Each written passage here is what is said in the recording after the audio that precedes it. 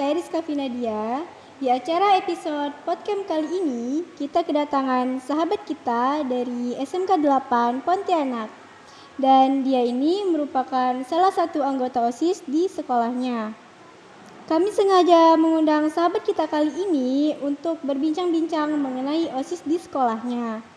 Daripada lama-lama, langsung saja kita kenalkan sahabat kita. Perkenalkan, nama saya Suci Ramadhani, saya dari SMK Negeri 8 Pontianak. Saya OSIS angkatan 13, saya dari jurusan pemasaran. Boleh nggak Kak, saya nanya tentang OSIS di sekolah Kakak? Oh, tentunya boleh dong. Nggak keberatan kan? Enggak. Tugas OSIS itu sebenarnya apa sih Kak? Tugas OSIS itu sebenarnya banyak ya.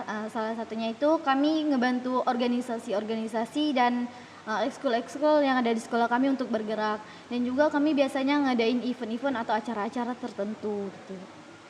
Kalau biasanya tuh kan saya lihat OSIS tuh ini kayak hampir setiap hari lah gitu kan rapat. Itu tuh kayak dari jam berapa sih kalau untuk hari-hari biasa gitu? Kalau hari-hari biasa, kami biasanya dari pulang sekolah sekitar jam 2.30 gitu sampai jam 4 atau jam 5. Tapi kalau ada acara gitu, kami bakal, kalau hari sambil belajar ya, dari jam 2.30 sampai jam 6 gitu. Tapi kalau hari libur, kami biasanya dari pagi sampai jam 4 atau jam 5. Si motivasi Kakak sampai mau masuk OSIS gitu? Kalau motivasi buat masuk OSIS ya, ketika salah satu dari anggota OSIS itu kayak public speakingnya bagus banget gitu. Jadi saya termotivasi dari dia ingin coba masuk OSIS. Apalagi kan saya jurusan pemasaran nih, jadi butuh public speaking yang luar biasa gitu.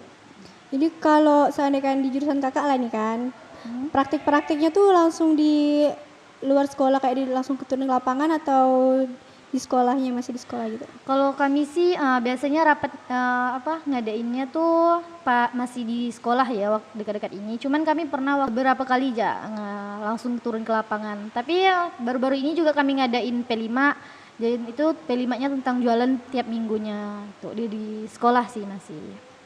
Acara apa aja sih Kak yang pernah Kakak lakuin? Acara kami banyak ya, kayak contohnya 17 Agustus, kelas meeting. Kebetulan kita juga kan tinggal di Kota Pontianak nih, jadi ketika ulang tahun Kota Pontianak kami juga ngerayain. MPLS juga, tapi dekat-dekat ini kami bakalan ngadain acara itu yang namanya LDK, Latihan Dasar Kepemimpinan.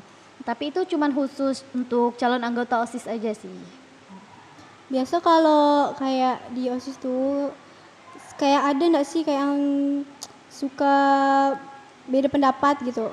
Kalau berbeda pendapat pastinya ada ya, soalnya kan kita punya pemikiran yang beda-beda dan kita juga lumayan ramai. Tapi dari situ kami juga belajar gimana caranya menghargai pendapat satu sama lain. Jadi ketika kami berbeda pendapat, kami bakal gabungin pendapat kami itu. Gimana sih cara kayak ngatasin yang itu yang gimana sih ngatasin yang beda pendapat gitu loh kayak. Kalau ngatasin beda pendapat pastinya kami dari salah satu kan ngajuin pendapat, terus yang lain juga pasti ngajuin pendapat yang berbeda-beda ya. Nah biasanya kami itu ngadain voting gitu. Kalau enggak pun kami biasanya ngegabungin antara pendapat satu dengan yang lainnya biar enggak ada terjadinya konflik gitu. Jadi kayak enggak pernah lah gitu kan sampai keluar sekolah masih berantem gitu kan. Alhamdulillahnya sejauh ini belum pernah sih ya.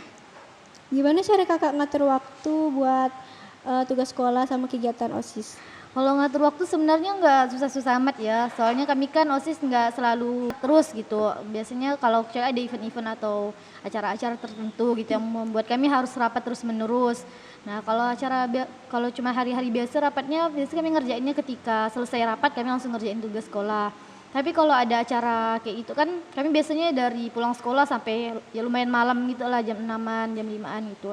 Jadi kami ngerjain ketika pulang, kami ngerjain, tapi kami tetap juga sampai nggak ngeganggu waktu tidur gitu. Ya sekitar jam 9-an kami tidur, dan tidur nanti ketika sholat subuh kami baru ngerjain tugas lagi gitu. Capek nggak sih kalau kayak ikut OSIS gini? Kalau capek pasti capek ya, tapi kalau kayak keobatin gitu kalau ketemu sama kawan-kawan yang ada di OSIS gitu. OSIS ada nggak sih kayak perubahan di diri Kakak? Kalau perubahan ada ya, kayak public speaking saya membaiklah dari sebelumnya. Kalau sebelumnya saya kalau ketemu orang yang baru ketemu gitu, baru kenal, masih takut buat ngomong berdua gitu atau kayak mau ngomong di hadapan orang ramai gitu, masih takut.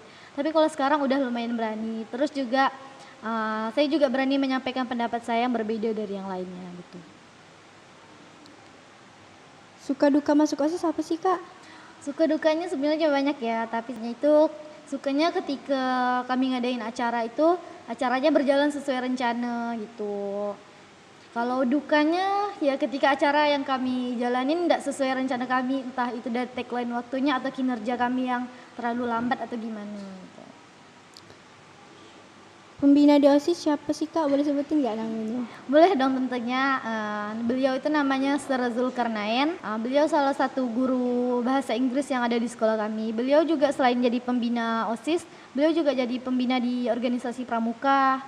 Nah, biasanya beliau itu juga jadi MC di sekolah kami ketika ada acara atau event-event tertentu gitu. Kak Zulkarnain tuh udah mulai jadi pembina dari kapan?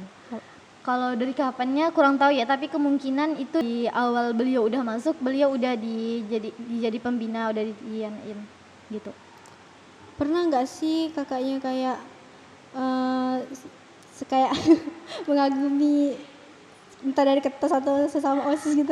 Itu pastinya pernah ya. Saya juga pernah cinlok lah gitu sama salah satu kakak tingkat yang dari angkatan satu tingkat di atas saya. Pastinya pernah. Ada nggak sih pesan untuk angkatan sebelumnya? Selanjutnya maksudnya. Pesan buat angkatan selanjutnya, semoga bertahan sampai akhir, semoga bertahan sampai masa kepengurusannya habis, dan juga semoga bisa ngerangkul satu sama lain dan bisa menyelesaikan masalah gitu secara kekeluargaan gitu. Kalau kakaknya pernah nggak ketemu sama yang angkatan sebelumnya? Ketemu sama angkatan sebelumnya yang nggak ada di sekolah gitu ya? Itu sih pastinya pernah ya. Kami juga kalau ada acara gitu pasti ngundangnya mereka, karena kan mereka juga kakak tingkat kami ya, jadi harus tetap biar silaturahminya nggak jalan terus lah, biar silaturahmi jalan terus. Kalau rapat OSIS tuh sering di sekolah atau pernah gak sih kayak di luar sekolah gitu? Kami seringnya di sekolah sih, cuman kami juga beberapa kali kayak di luar gitu, biar kami kalau kami lagi suntuk gitu pengen refreshing atau biar dapat ide-ide baru, jadi kami pergi keluar gitu cari ide-ide barunya di luar gitu. Kalau ngumpul-ngumpul sama OSIS gitu kayak jarang apa sering banget gitu? Kalau ngumpul jarang ya, karena kan kami sibuk masing-masing. Tapi beberapa kali ada sih kami ngumpul di luar, entah itu sekedar nyantai-nyantai atau gimana gitu. Nyantai-nyantai lah gitu. Jadi sekarang kayak sibuk apa, kayak lebih sibuk OSIS atau sibuk untuk magang persiapan? Kebetulan kami belum dapat, bukan yang belum dapat ya, tapi kami belum ada sibuk-sibuknya buat magang lah gitu. Jadi kami lebih ke OSIS dulu, karena OSIS kan bentar lagi kami juga bakal ngadain acara yang tadi gitu.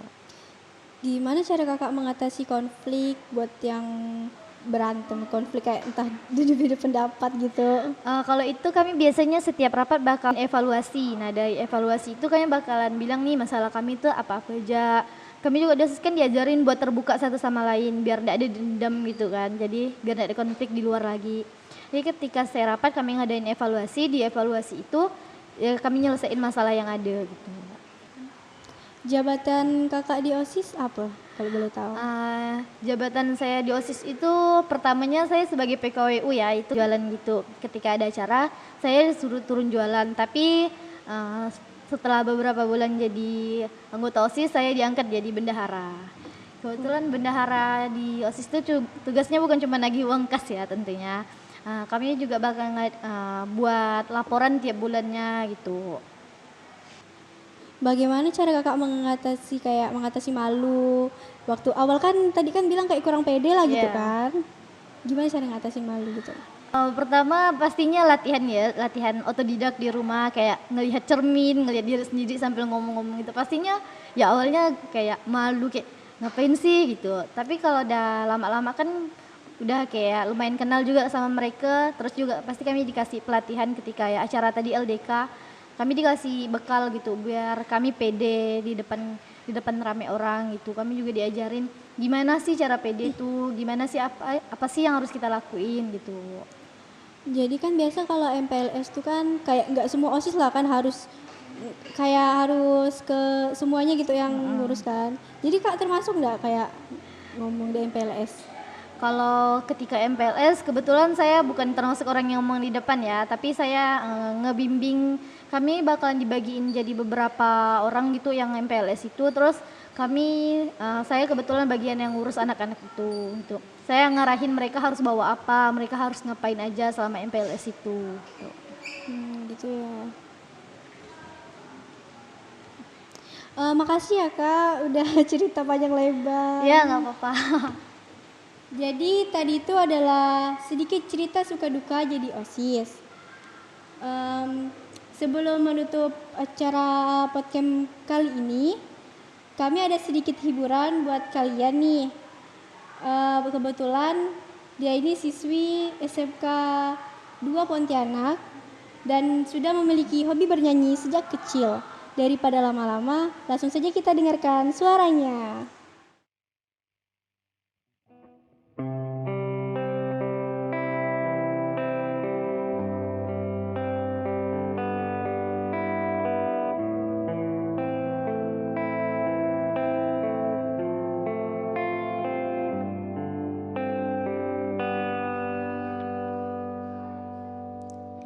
Berdiriku di sini hanya untukmu dan yakinkanku untuk memilihmu. Dalam hati kecilku inginkan kamu, berharap untuk dapat bersamamu. Aku kan ada untuk dirimu dan bertahan untukmu.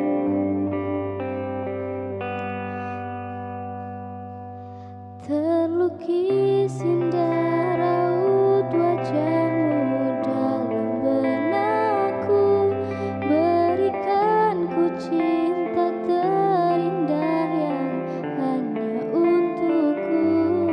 Tertulis indah puisi cinta dalam hatiku, dan aku yakin kau memanglah pilihan hatiku.